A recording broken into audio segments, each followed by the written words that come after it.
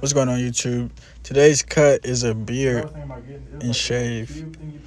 Now, with this cut, my client hadn't gotten his hair cut by me in a few months, and he has gotten it cut within those few months. And the barber he went to didn't really pay attention to his desires and wound up cutting his beard too short and making it kind of warped a little bit. So with this cut, what I'm doing is I'm trying to replenish his natural lining and the shape that is desired for his beard.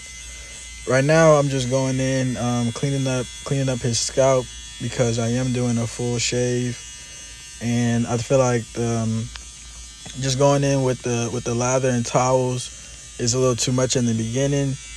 I feel like I can clean it up as much as possible first and then go in and do that, even though that process does make it a little more easier for you to see those hairs that you miss while shaving. I feel like this is a little better as far as tugging the skin goes. It doesn't tug as much. You don't have to worry about nicks and all those other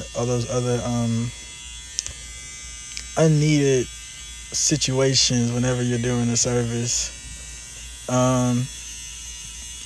So right now, just looking at his beard, you can see there is some imperfections. Typically, it would be a lot fuller than this. Like I said, he did have to make an executive decision and go somewhere else while he couldn't get in contact with me.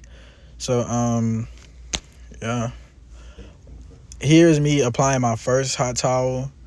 This one was just for it's just for the scalp to get that moisture, since I had just shaved it a little while ago, and then also to clean up any excess from my trimmers that I didn't get whenever I had dusted them off.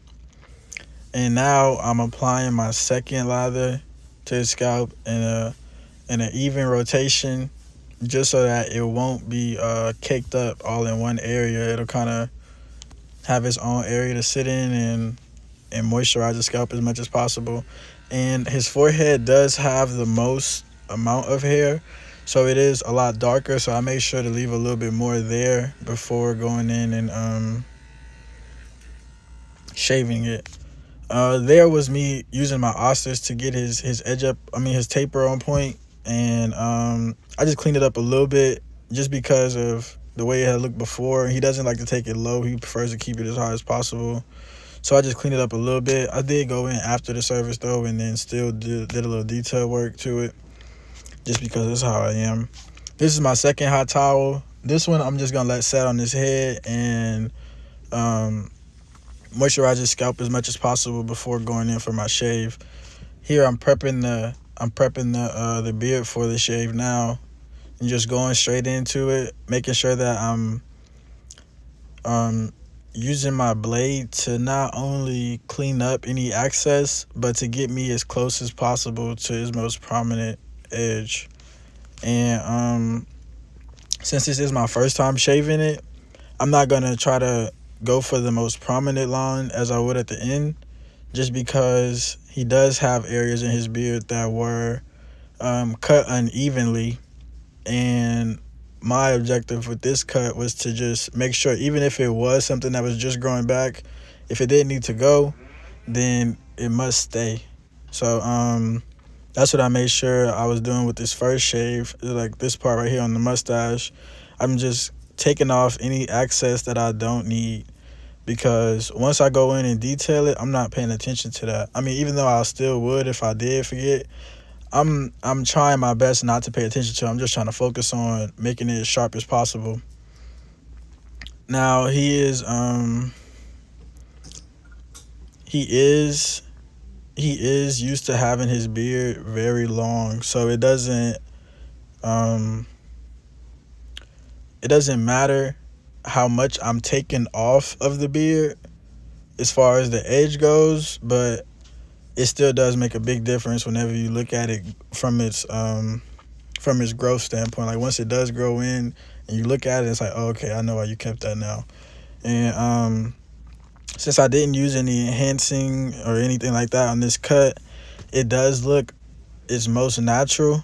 and that's the way I prefer to keep it. Here's me going in again, making sure that I'm taking it a little further, keeping his beard as sharp as possible. It's going to be as dark as possible. He prefers to keep everything as wide as it can get. So that's why I'm not really stressing on having the sharpest lines in this on this edge.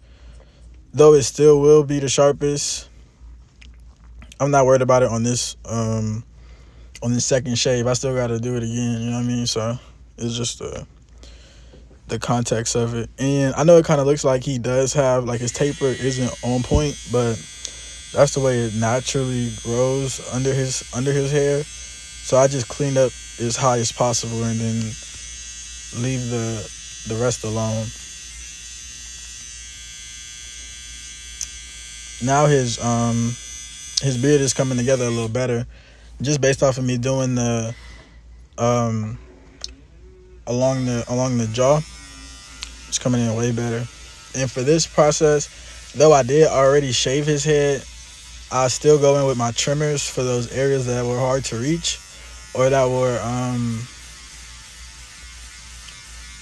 weren't as elastic as other areas. I do use my shavers in those areas because they are a lot more sensitive to nicks and scratches.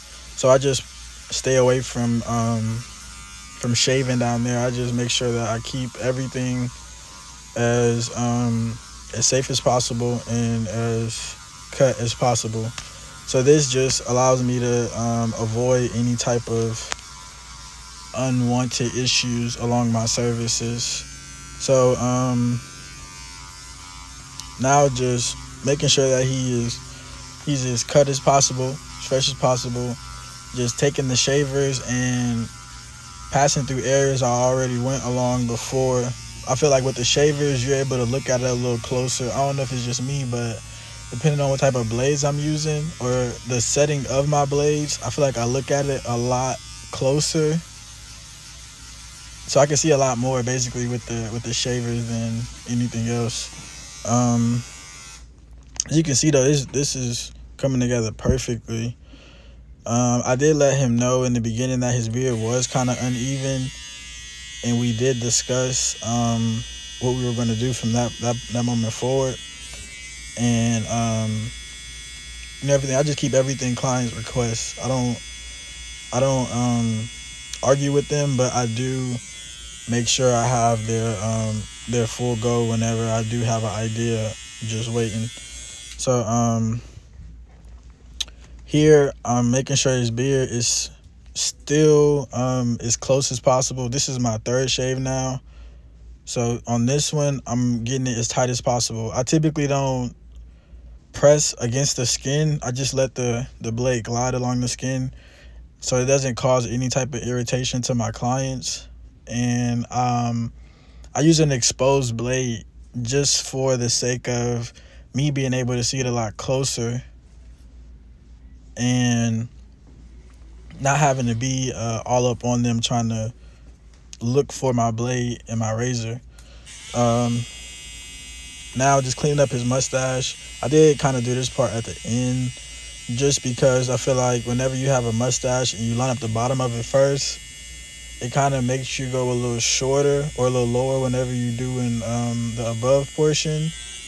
And I wanted to keep everything at its most prominent point, but still as wide as possible, which is why I went in and did the lower portion of the mustache last instead of in the beginning. I think that allowed me to keep it as high as I could and as sharp as it was going to get. So that's the reasoning behind doing that last. But now just prepping his mustache again for the third shave on it. And here I'm going in and getting it as tight as I can get it.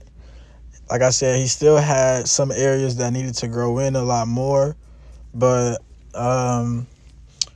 for the sake of him getting his haircut, I still wanted to make sure that I got everything as sharp as possible, even if it wasn't supposed to be there, or well, it wasn't supposed to look that way. If I was to do it before, it still was gonna look like I cut it. You know what I mean? And that's a big thing for me. Like, if my clients have to go somewhere else, okay, that's cool. But when you come back to me, now I gotta still put my taste on it. You know what I'm saying? Like, it's gonna be stamped every time. And that's what I made sure I did with this cut. As you can see, it's looking as symmetrical as possible. And here I'm just moosing up the beard, kind of preparing it for a blow dry. Just a little bit. I didn't want to use too much of the mousse. Just because he didn't need his beard saturated. He had previously moisturized his beard before he came. So I didn't want to just apply too much moisture to it. I mean, too much of anything isn't a good thing. So here I'm just working it in, preparing it, and making sure I get it under certain layers of his beard, just so that he can have that moisture locked in. Here I'm blow drying it. I am following the curvature of his jaw whenever I'm going into it, and then since we are going for that blowout look again, I'm just pulling away from it at the bottom, and I feel like that's the best way to accomplish that specific look. Now, his beard does have stragglers in it and stuff like that, but that's why I'm blow drying it right now, and making sure it's as dry as possible, so that whenever I go to make it stand on its own, it doesn't curl up or press up against his skin. Now here, just combing at it some, just so I can make sure everything is laying. Again, I mean, hair curls up regardless, so I just want to make sure it was laying down. And I'm just cleaning up those ends, kind of giving it a shape that it currently has, even though it's not the shape that we're going for. I'm trying to make whatever is available look as best as possible. So that's why I'm shaping it up like this, just to make sure it looks balanced. If you're looking at them straight on, just making sure everything looks as balanced as possible. And I did go in at the end of this cut and clean up his taper a little bit, even though it was clean and it was just the way it looked on his skin.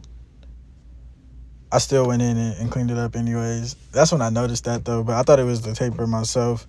But here I'm just applying some vitamin E oil to his scalp, and I'm gonna apply a little bit in his beard as well, just to re-nourish and replenish his skin and his scalp.